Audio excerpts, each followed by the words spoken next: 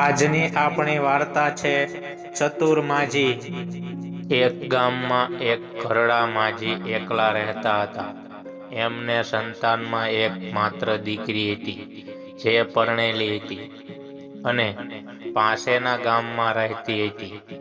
એક દિવસ માજીએ એની દીકરીને મળવા જવાનું નક્કી કર્યું। એ ગામમાંથી જવા માટે જંગલમાંથી પસાર થવું પડતું હતું। માજી જંગલમાંથી જઈ રહ્યા હતા ત્યારે એક સિંહ મળ્યો અને માજીને કહેવા લાગ્યો કે એ ઘણો જ ભૂખ્યો છે એટલે તેને ખાઈ જશે। માજી ઘણા ચતુર હતા। તેમણે સિંહને મૂર્ખ બનાવવાનો રસ્તો વિચાર્યો। માજીએ સિંહને કહ્યું, હું તો ઘણી ઘરડી છું, ઘણી દુબળી પાતળી છું, તું મને ખાઈશ તો તને શું મળશે? પહેલા મને મારી દીકરીને ઘરે જવા દે, સારું સારું ખાવા દે, તાજી તંદુરસ્ત થવા દે, પછી મને ખાજે। સિંહે વિચાર્યું કે માજીની વાત સાચી છે। આવા દુબળા પાતળા માજીને અત્યારે ખાશે તો એને કશું નહીં મળે, માત્ર હાડકાં જ ખાવા મળશે।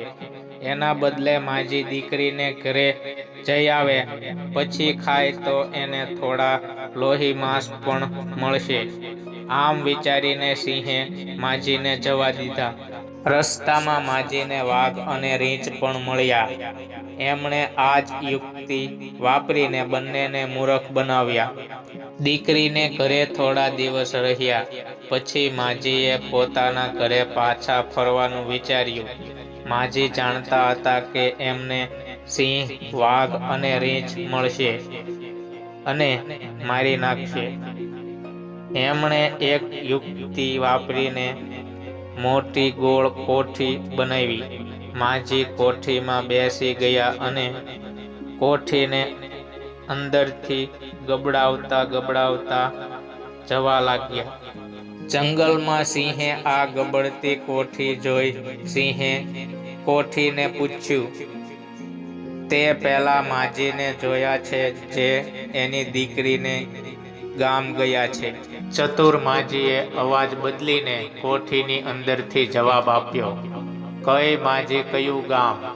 ચાલ કોઠી આપણે ગામ। આમ કહીને એમણે કોઠીને અંદરથી ધક્કો મારીને ગબડાવવા માંડી। સિંહ આવી પોતાની મેળે જ ગબડતી કોઠી જોઈને ગભરાઈ ગયો અને રસ્તામાંથી ખસી ગયો। આવી જ રીતે વાઘ અને રીંછ પણ ગભરાઈને ભાગી ગયા। ચતુર માજી સહી સલામત પોતાને ઘરે પહોંચી ગયા।